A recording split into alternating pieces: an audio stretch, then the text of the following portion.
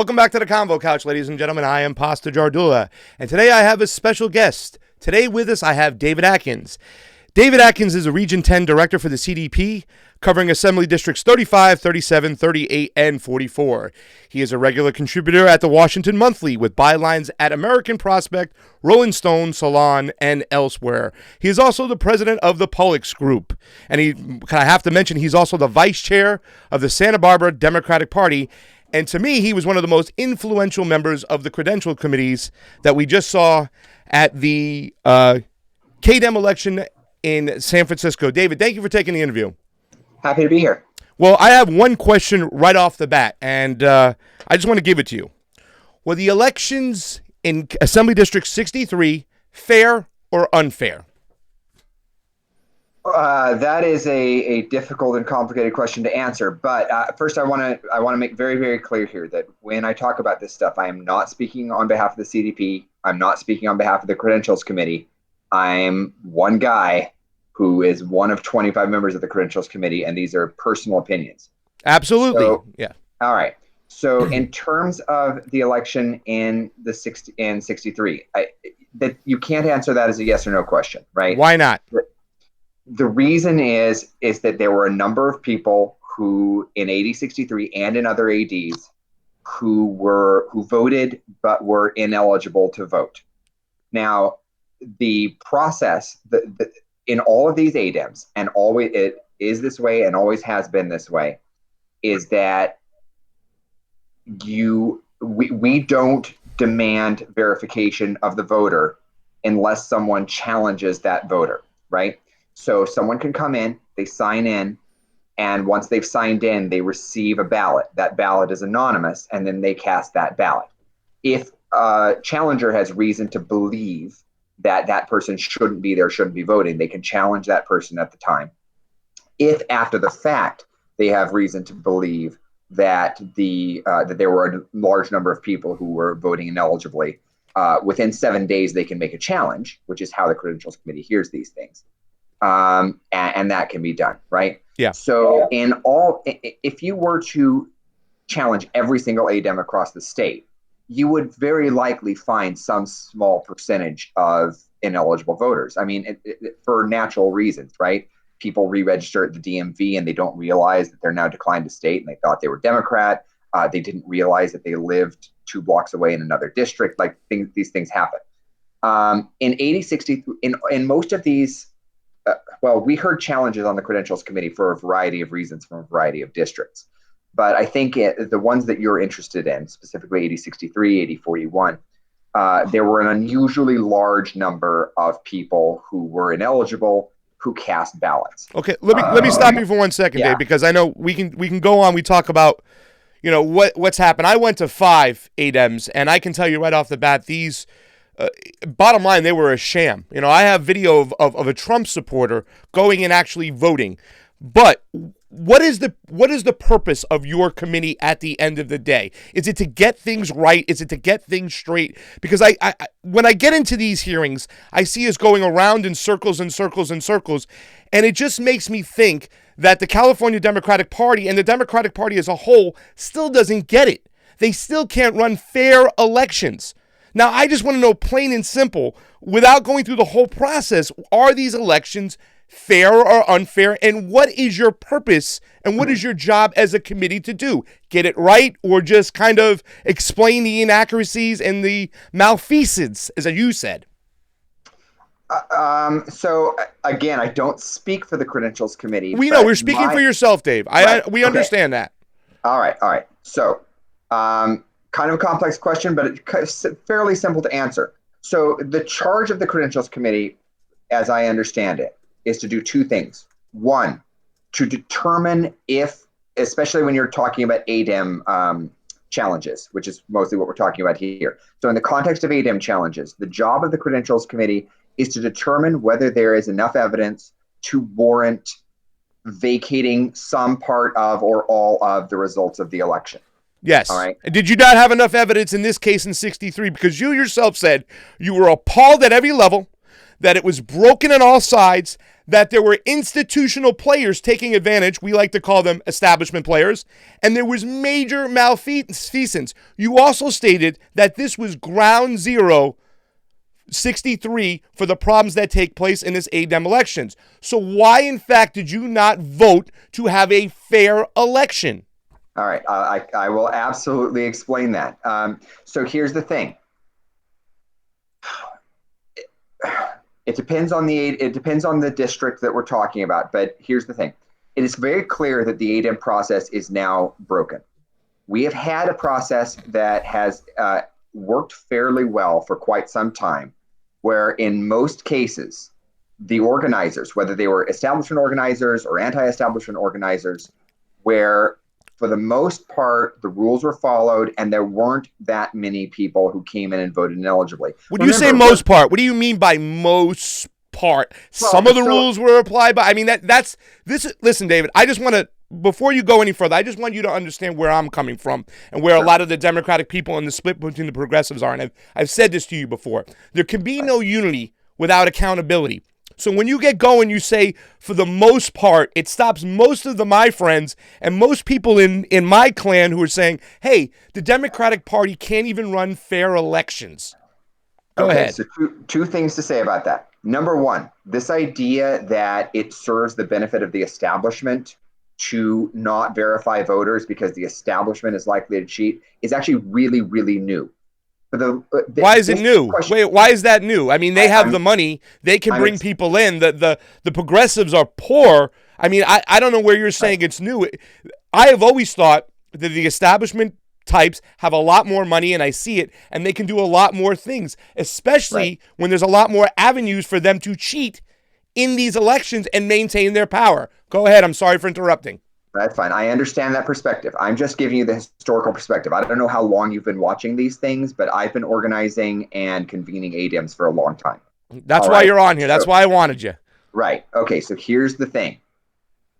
Number one, we're the Democratic Party. We have a culture of trusting voters. We're not the voter ID party. So every time someone tries to bring up voter verification in this context, it smacks to some people of a Republican talking point that we don't trust voters. So that's number one. And I get that that's not going to be terribly persuasive to you, but it's important in terms of the historical culture of this thing. Well, you did say to me about that.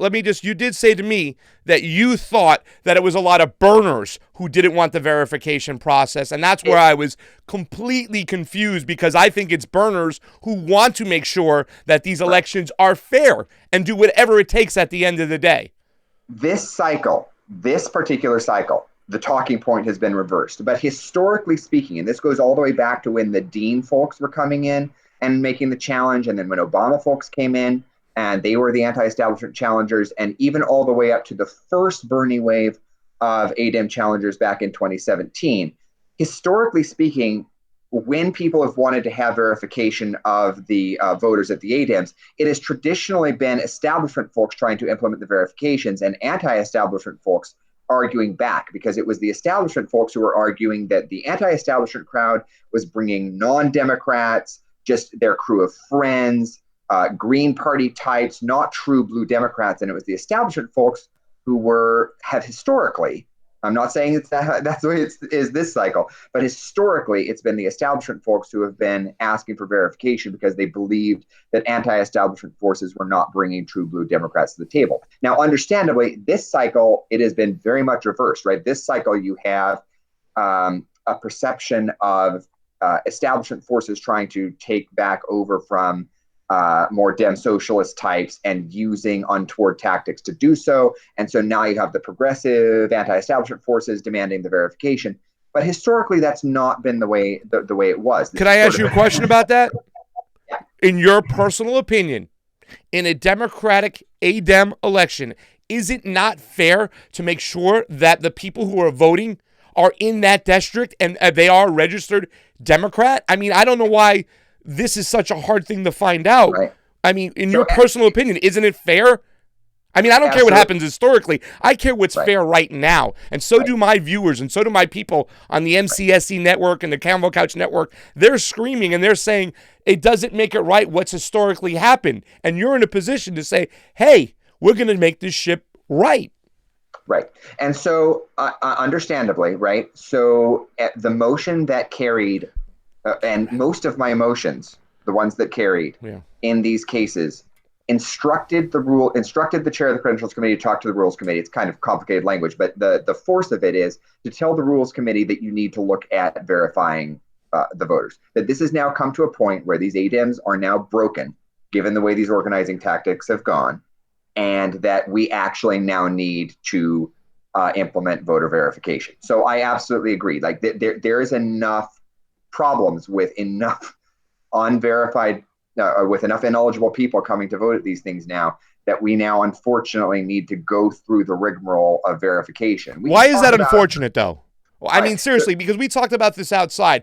You had told me that these ADEM elections cost money, and people spend a pretty buck on them, and to make them longer, it would cost more money. But while we were having that conversation, Mr. Atkins, right next to us, the Democratic Party was holding a party in which they're spending close to $5,000 an hour. And I know this stuff because I'm in the food industry. I understand the liquor that was going out for free, the food that was going out for free, how much it cost to rent the room, and yet we can't get elections straight, but we can party like a rock star. Why can't we just simply spend the money and make sure these things are done right so democracy is held up true? Sure, I don't necessarily disagree with that perspective. All I can tell you is two things as a volunteer, because the regional directors and the conveners, we're all volunteers. So let me try to demystify this a little bit and explain how these actually work. Because and first of all, I want to note that every dollar we spend, I can't speak to like parties and all the rest of that stuff. I know. Well, listen, I'm not putting that on you, Dave. I know you're not calling those shots, but it's still the same thing we hear over and over again. Even in 2016, where Hillary Clinton took over the party because it was bankrupt, but yet they're doling out money for a fake dossier, hand over foot, and all these what are they, consultants getting millions and millions of dollars. I just want to point out the fact that when we're sitting in that room and we're kind of manufacturing some form of consent to cheat in a ways, saying that bottom line, we don't have the money yet we're spending money elsewhere. I know you're not in charge of that, but I want you to at least acknowledge that we could find the money as Democrats if we wanted to, or you could find the money as Democrats to run these elections fair. That's all I'm saying. Sure. I mean, I didn't. It's not about the money so much, actually, in terms of verification. Then what's it about? About other things. Yeah. So I'll explain. Okay. Go ahead. So the way these things are run is it's all done by volunteers, right? So you have for every assembly district in the state, the regional directors have 4 districts apiece, and the regional directors either serve as conveners themselves or appoint conveners. The conveners pay for the rooms and the copying charges, and they do that personally, out of personal pocket, and then they ask the CDP for reimbursement later if they choose to do so, but it's all completely out of pocket. Every single person who works the ADEM is a volunteer doing a thankless, difficult, grueling job that if they get it wrong, they get accused of malfeasance. But it's all completely volunteer. So what the convener has to do is find a room that is in a central location, and they get all sorts of flack because people never think the locations are as central as they should be. They have to pay for that out of pocket. The CDP staff prepares all the ballots in advance. And I have to note, CDP staff is tired and overworked for the most part. So CDP staff prepares the ballots. They get them to the conveners like a week in advance at best, sometimes only days before. The conveners have to go print the ballots. You have to get a large number of volunteers, about 15 to 20 volunteers at least, to handle several shifts, because you have to have the sign-in shift, and then you have to have the counting shift. And then you have to have 2 people there to stamp hands and to do all sorts of other things. You have to get a large number of volunteers in order, and all these people are just doing it out of the goodness of their hearts, remember. And you have to do that for every district. So in my case, for instance, I had to convene 4 districts, Saturday, Sunday, then 2 weeks later, another Saturday, Sunday. I had to organize all the volunteers for that, organize all the venue locations, do all the printing at FedEx, do all this stuff, bring everything. Can I stop you on the printing stuff too as well? Because I know what you're saying, and I know what you're getting at, and I know you're saying that it's everybody's got to do this volunteer work, and it seems like we're just kind of like dosing around the fact that it's hard to run fair elections, and this is why I asked you that question, Dave. Sure. If you can't throw fair elections, then you shouldn't have delegates. The Republican Party doesn't have delegates, and if you guys can't be fair on your power structure, then you shouldn't have it. But let me ask you this question, since we're talking about printing, okay? Because you even said in your statement that you couldn't understand how somebody couldn't get these things printed. And when we're talking about all the thankless things we do in the committee that you were on and stuff, are we to believe as people that Maria Estrada's name was accidentally left off the ballot? Because that's a hard thing to sell right here. Rendon's #1 challenger, the person who won the jungle primary and took him to the wire, was accidentally left off the ballot. I mean, please try to explain that to me and sell that to me, because to me that is the biggest, most crookedest thing of this whole thing. Yeah, I mean, look, I cannot speak to intent. Again, CDP staff prepares the ballots. What I can say is this: if there were intent to disadvantage Maria Estrada by leaving her name off the e-board ballot, what I can note is, first of all, this was not the only district this happened in. It doesn't make it okay. It makes it even more. It makes things worse, Dave. So well, no, I know, but it also speaks to intent, right? So what the question you asked was, do I believe that this could be a matter of inadvertence, or do I believe that it was actively corrupt? And what I'm saying is, if I cannot speak to that. But isn't it enough to make? Wait, isn't it enough right there alone to say, hey, we got to do a fair election? We can't stand with these results from what happened. You know what I'm saying? I mean, her name was not even on the ballot. And we know, and let's make sure that we let our audience understand that if 20% of a slate, 20% of the ADEMs can block an automatic endorsement for the Speaker of the House, Anthony Rendon, to get the automatic endorsement. Am I right or wrong? No. That multiple things are wrong about that, but one matter at a time. I want to cover one issue at a time. All right. Here. Go ahead. I'm sorry. To that later. The original question was her name being left off the ballot. Right. Wasn't that enough to strike another fair election? No, but let me answer one question at a time. Okay. All right, go. What question are you answering? I want to finish here about why there hasn't been verification in the past. Okay. And then we'll go on to the specifics of AD 63. Got it. All right. So the reason there hasn't been verification in the past is because oftentimes these ADEM elections are going in a lot of these districts all the way till 9 or 10 o'clock at night already. So what? You have because democracy takes time. I don't understand why that's a problem. So what? As long as we get the right person in and the fair results, you could go till midnight like you were sitting in that room the other day. I saw you after midnight. Hey, it takes work to be a Democrat, but as long as we get it fair at the end of the day, please continue. That's easy to say when you're not the one who has to schedule the room and you're not the volunteer. In most cases, I'll do it for a fair election. I'll do it for the Republican Party for a fair election. I'll do anything to preserve my democracy. And if you're saying that you're not getting the right help, you're just simply not asking the right people. I'm agreeing with you that the process is broken and needs to be fixed and needs more resources thrown at it. Thank you. In fact, my motions were to do that. I'm just explaining the parameters of the problem here, right? Okay. There's nothing that establishment forces would like more than to break these ADEMs to such a point where you can't actually hold them in person and to where you have to do them online or some other way that makes it easy for them to win, right? The thing that most advantages progressives is to be able to continue to hold these caucuses in person. So what happens at them is you have a 2-hour window for people to sign in and vote. And oftentimes, even at the end of that 2-hour window, there's still a long line out the door, right? So if you add a verification component, that makes every single person signing in take a lot longer, right? And unless you double the number of volunteers and you make sure that every single volunteer is computer savvy and equipped and knows how to look people up appropriately in the system. It's just, I'm not saying it's impossible. I'm just saying it's a lot harder. Now, some folks are looking at reforms where instead of doing them on, say, 2, and I'm supporting these reforms, by the way, where a number of options are available, right? Where instead of doing it on 2 consecutive weekends or semi-consecutive weekends, you do them over a much longer period of time, where you actually hire more staffers to be able to go down and help do this. There's a number of options here. But the reason, I just want to make very, very clear that the reason we haven't been verifying in the past isn't because there's a corrupt intent or anything like that.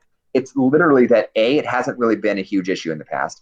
B, it's mostly been the establishment folks who have wanted verification against the progressive folks in the past. And C, it's a democratic value not to do voter ID kind of stuff. And D, most importantly, it has been in the past a logistical problem. These things already take longer than they should. Volunteers are exhausted. You can only hold rooms open for certain amounts of time. You can only hold the lines open for certain amounts of time. And so adding a verification component is something we've avoided for logistical reasons. But it is obvious now that there are enough ineligible people voting in enough districts because people are using careless, I'll say, organizing tactics, that we now have to institute verification procedures. And I agree with you. Like we need to be able to hold transparent and fair elections where everyone who is voting is eligible and we don't have to go back through appeals processes to do it. So I'm agreeing with you, but I'm just explaining why this has not happened in the past. Okay, that's cool. I still don't buy it, Dave, and I don't think a lot of my viewers buy it, but you made your point. Let's get to the second point. What's the second question you wanted to answer? I think you were talking about something specific. Was Maria Estrada's name left off the ballot enough to spark a decision, and it should it?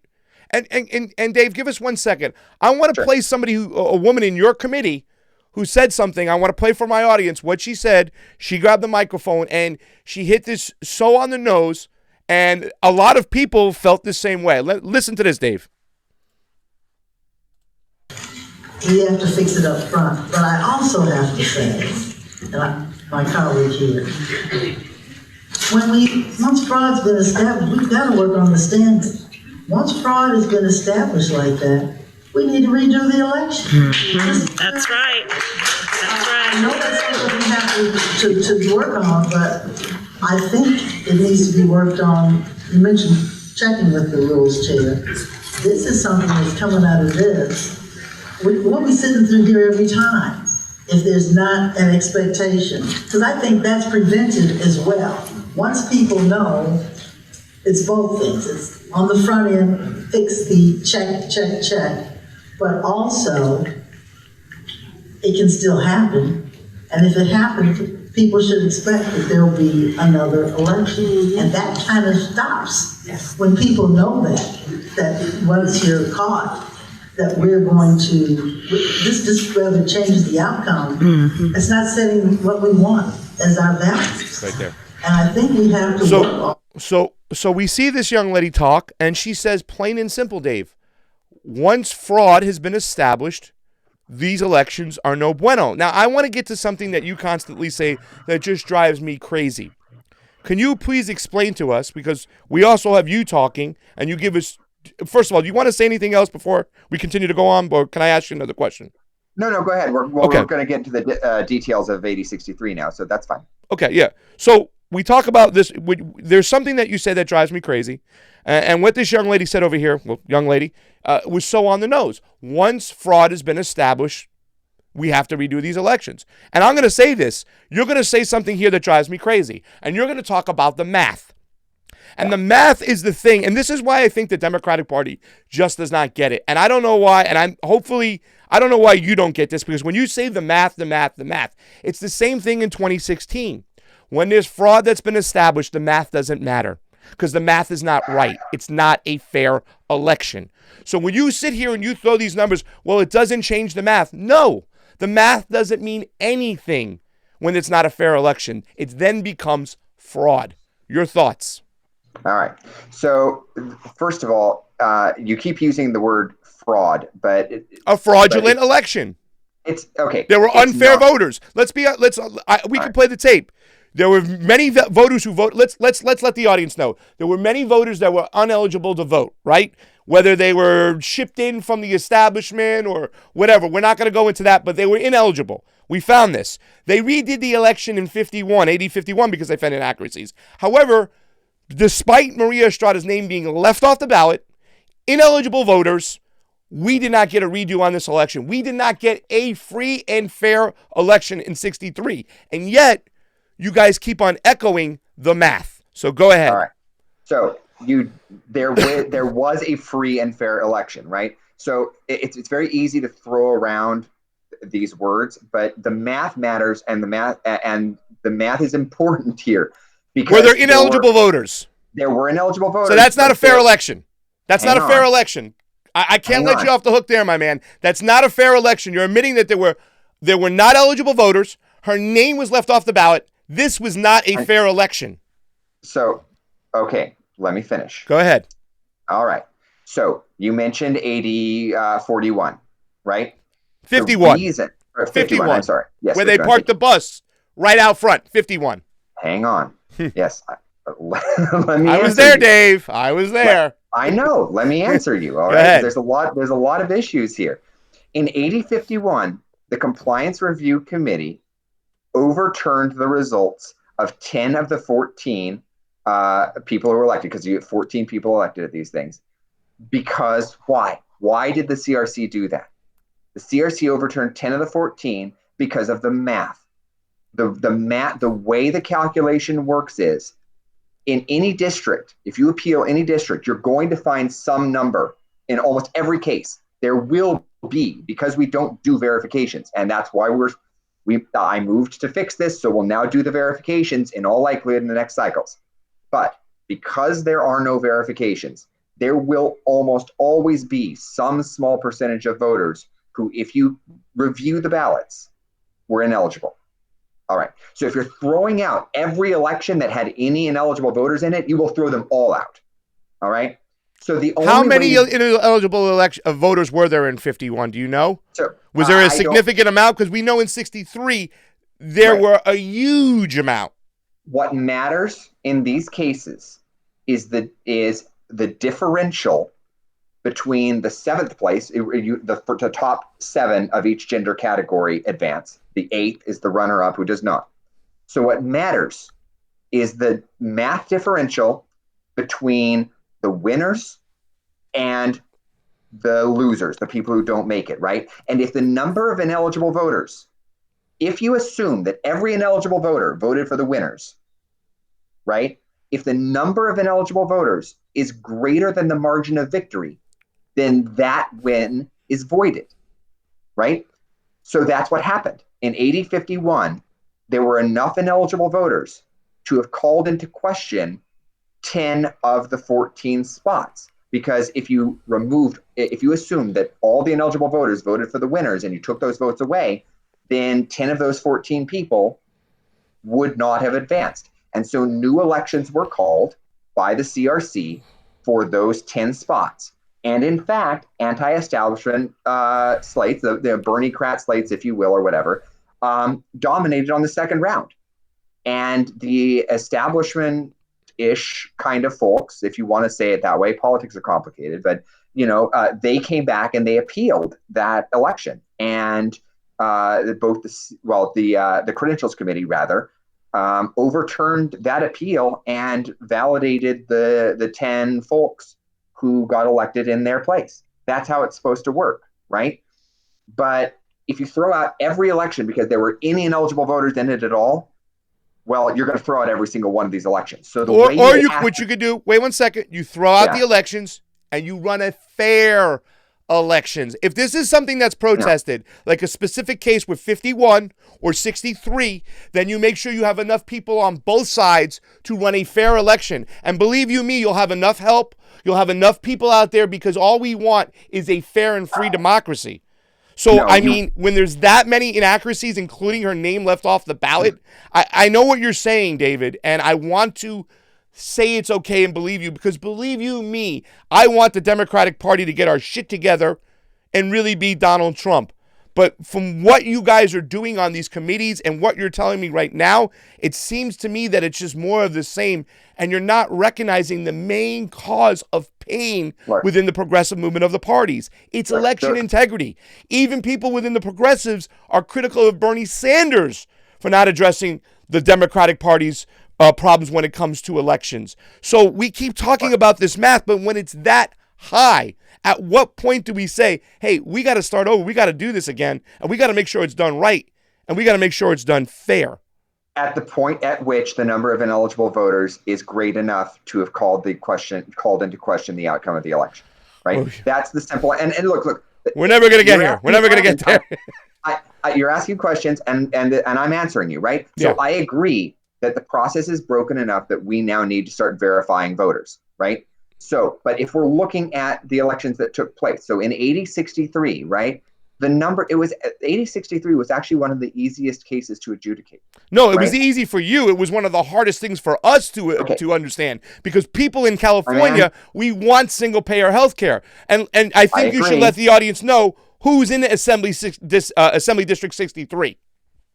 Anthony Rendon. But look, do you understand? Wait, do you understand why, David, though? People here are like, they will not trust the Democratic Party. They want to leave the Democratic Party. They will not go back into the Democratic Party simply because this is happening in Rendon's district? Man, I'm trying to answer your questions. Yeah. If you keep interrupting me, I cannot answer your questions. I'm sorry, Dave. I just want to make sure we're staying on topic. You do talk for a long time, and I let you, so please, let's... I understand. Okay, go ahead. Here's the thing. Yes, I understand where the frustration comes. I don't agree with everything Anthony Rendon has ever done by a long shot. Like, I get it. I want single payer healthcare. Here's the thing, though. In this district, Maria Estrada lost by 165 votes. The 7th place person had 300 votes. Maria Estrada had 135. All right. So there were 2 reviews of the ballots that were done by CDP staff. 110. So she lost by 165. There were 110 that were found to be ineligible. It's just not enough. That's a lot. Now listen, that's almost 25% of the actual votes that somebody won, over 25%. That's a huge, significant... listen, Dave, you got 10, you got 12 ineligible. Throw them out. You got over 50. You better be doing another election. There was over 100, Dave. And that's why I understand what you're saying, and I don't want us to go do-si-do with the math. I think it's just a big part of the frustration. And, I'm aware, but again, once you start down that path, once you start down the path of just winging it, you set a precedent where anytime there's any ineligible voters, someone tries to call into question. You have to have a formula, and the formula is very simple. There were a lot of people in 8063, the vast majority, who actually did vote legitimately, right? And they were eligible. And the reality of the situation is, even if you assumed that every single ineligible voter voted for the establishment, and there's actually absolutely no way to verify that or no reason to assume it, and I know you'll want to object to that, and we'll get to that later, but the key thing here is, even if you took every single ineligible voter and took them away from the lowest winner and gave them to Maria Estrada, she didn't have the votes. And that's pretty cut and dry. You can't say we need to rehold this election because it was fraudulent. When it wasn't fraudulent, there were a number of people who voted inelligibly, but even if you took all the people who voted inelligibly out, she still loses. Can I speak? And that's the reality. Yeah, but this is what we know. This is what we know of the cheating. What don't we know? And that number is ridiculously high, and I will still repeat the sentiment that her name wasn't even on the ballot. And if you're going to try to have people believe that the biggest opponent of Anthony Rendon was accidentally left off the ballot, that's a hard sell, my friend. And I think that and here's the shame about this whole situation, Dave. Okay, can I say something very, very important? Please do. Because people who don't know the situation are going to misjudge based on what you said there. Go ahead, please. There are 2 ballots. One of them is an executive board ballot, and one of them is what we call the main ballot, where people vote for all the candidates.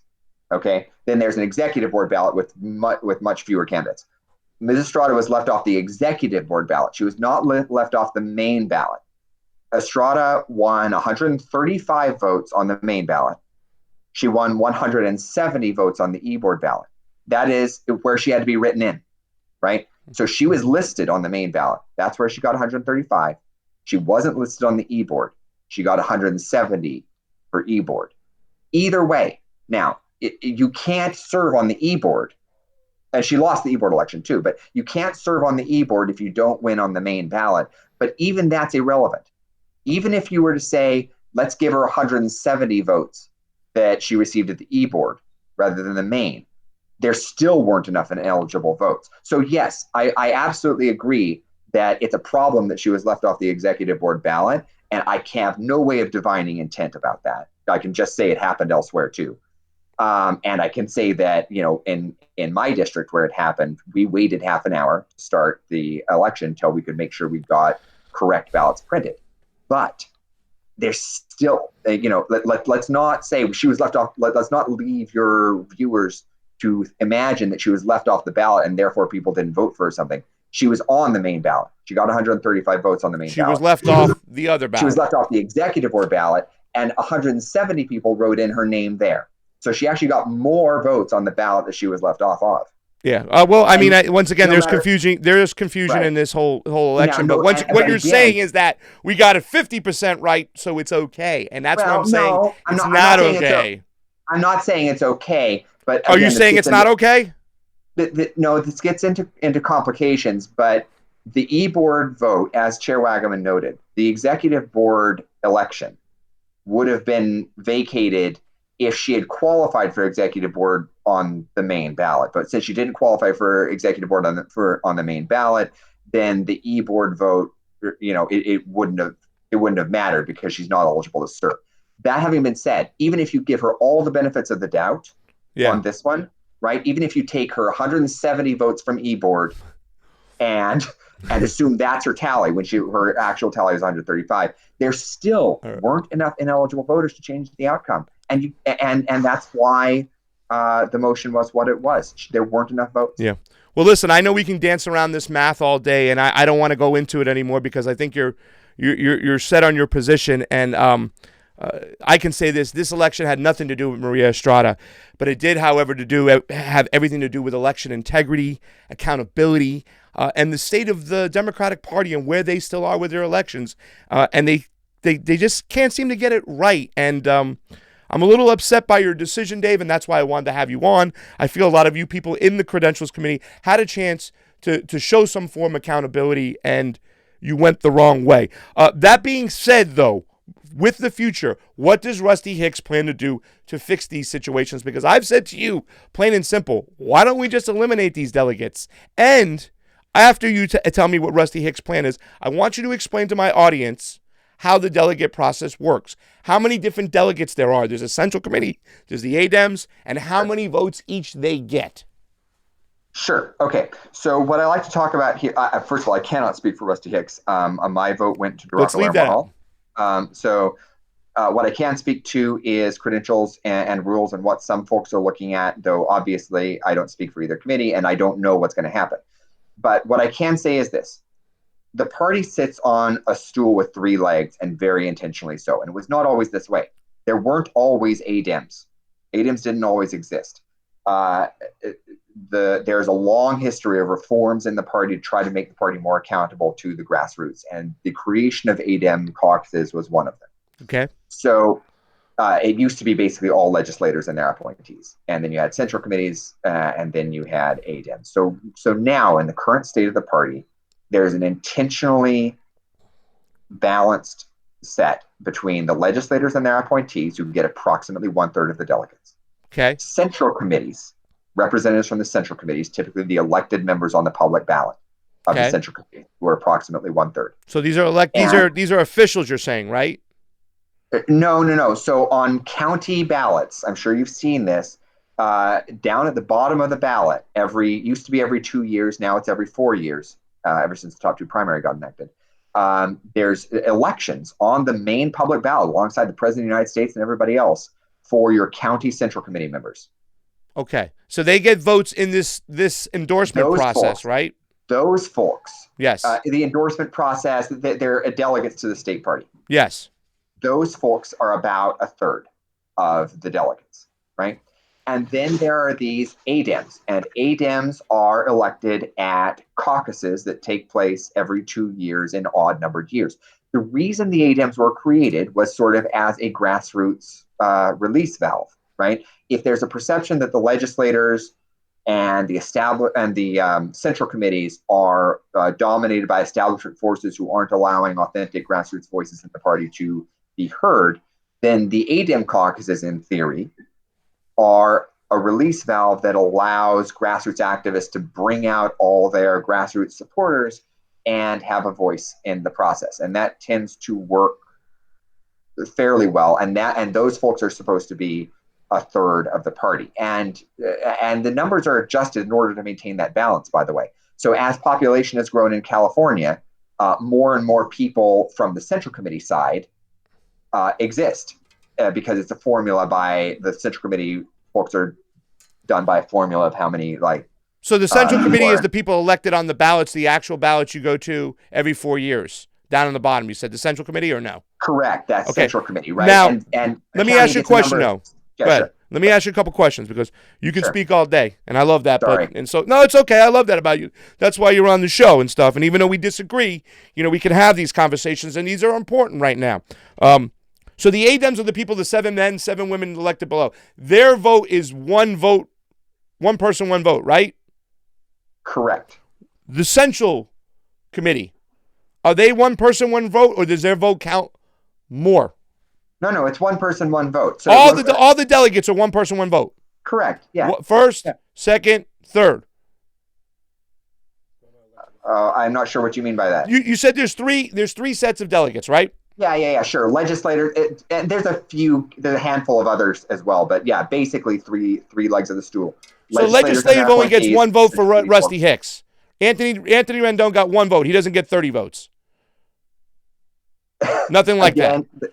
This is complicated, and like I said, there are a few categories of other people, including DNC members, that leaders of the party, the Speaker of the Assembly, the leader of the state Senate, etc., get 30 appointees at large each. But super delegates, yes, basically. That's not the right term for them. No, is it, Dave? No. I'm not trying to get you. Listen, I just want to explain this process because when we talk about eliminating super delegates, people go apeshit crazy, but we still have it within our Democratic Party here in California. Do you want to know why? Do you want me to explain I why? would love, and my audience would love to know why David Atkins thinks why. Go ahead. All right, let me explain why these people exist for you. One thing that tends to happen with some of the newer activists is they assume that everything that's come before it was like because of stupidity or corruption, and it ignores a very long history of very hard-fought reforms through blood, sweat, and tears. So let me explain why. Let me explain what we're talking about and why, right? Go ahead. So everyone gets one vote, right? Legislators get a number of appointees depending on who they are. Like Congress members get more appointees than Assembly members, and those folks get more appointees than just the Democrat who won the primary but didn't win the general, et cetera. Yes. And so central committees get a certain number of people depending on the size of the county, right? And then the ADEMs is 14 people for every assembly district. All right. So there are also these categories of like DNC members, regional directors, of which I'm one. We're also added to the mix. Mm-hmm. And then the leadership gets 90 people. And this has really infuriated people for 90 a few years. 90 to 1. That's not super, but go ahead, baby. I love Dave. It's 90. And keep in mind, it's 90 out of like 3,300. So we're not talking about that many people here. That's still a lot of percentage. 90 is still a lot. Go ahead. Let me explain why these folks exist. Okay. So back in the day, this was actually a progressive compromise. I know you're going to have a hard time believing this, but this was a progressive compromise that I and a lot of other people fought for against the establishment for a long time to achieve. And what happened to you? You left us, man. Come back. No. I just want to let you know for doing this interview, and I know my MCSC audience is going to go crazy when I say this, Dave. I still going to have a life raft after you when the progressives take over this complete party. I'm not going to let you drown. I'm going to get you back in the boat with us and get you on point. It's just a shame that some of your new friends out there have left us, and they're not getting that same lifeboat. Like, I don't know if I'm going to throw it out for Mark Gonzalez, but for you doing this interview, I might throw you a lifeboat. Go ahead. I'm sorry. I just want to demystify and explain this stuff. Okay. I don't know if you're demystifying it, but you're I don't know what we're fucking doing here, but that's okay. But let's go ahead. I was a Bernie supporter, right? You were. And what happened? But anyways, let's talk about this. We're talking about not the right term, superdelegate, but the elected officials. We're talking about 90 to 1, 30 to 1, whatnot and stuff. Because I have a very important question for you when you're ready. Back in the bad old days, legislators could appoint people anywhere. So remember, I said that legislators get a certain number of appointees, right? And the number depends on who they are. I think Congress members get 6 or something. And I don't remember the exact numbers, but it's basically like 6, 5, 4, 2, whatever. Okay. So they used to be able to appoint them literally anywhere in the state with all the privileges thereto pertaining. And what that meant was if the Speaker of the Assembly wanted to throw an endorsement in a district, right? If the Speaker felt like one of his people was being threatened, or if there was an open seat and he wanted to, put his fingers on the scale there, all he had to do was tell all of his members in the Assembly and the State Senate. Well, the State Senate would do its own thing, right? But all he had to do was tell all his members, I need you to appoint all your people here, right? And then they could overwhelm any endorsement process that took place in that district. And that happened quite frequently. And that annoyed both the progressive activists, who didn't like the fact that the Speaker was basically throwing any endorsement in their territory if he wanted to put his hand on it. Of course, it would infuriate me, and it still does. Correct. But it also annoyed the legislators, too, because they didn't like having to, be told what to do, and then they had to rejigger all their appointments. It was bad for everybody. It was only good for the Speaker. So the progressives wanted to battle that and wanted to say, look, we're not going to allow you to appoint people outside your district. And if you do appoint people outside your district for whatever reason, those people shouldn't be able to vote in endorsement processes. That fight was years of blood, sweat, and tears by progressive reformer activists, including myself and dozens and dozens and dozens of others, to change the rules to prevent that. The compromise that was achieved was that legislators were prevented from doing that. They can still appoint half their people from outside the district, but if they do, those people don't get to affect endorsement processes. But the compromise that was achieved was, in exchange, leadership would get just 90 people.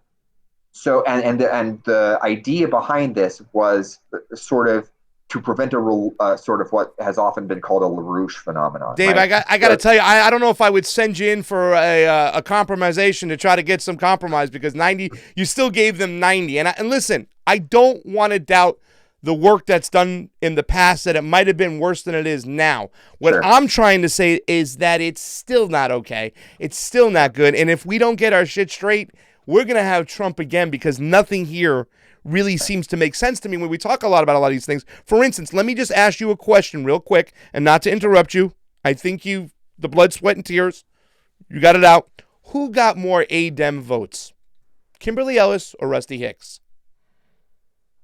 I can't even begin to tally that, but I think probably Kimberly. I think it was probably, I think the ADEMs were majority for Kimberly. I think the Central Committees were probably split. The legislators were majority for Rusty, something like that. You understand why we see people out here say, like, once again, the Democratic Party it doesn't have elections. They have selections, and they grab people and they put people in these positions. And a lot of people feel that if Rusty Hicks is the chair, we're not going to get any closer. It's a single payer. He was tapped by Rendon, and the whole process. I really wish you would have made a different decision there.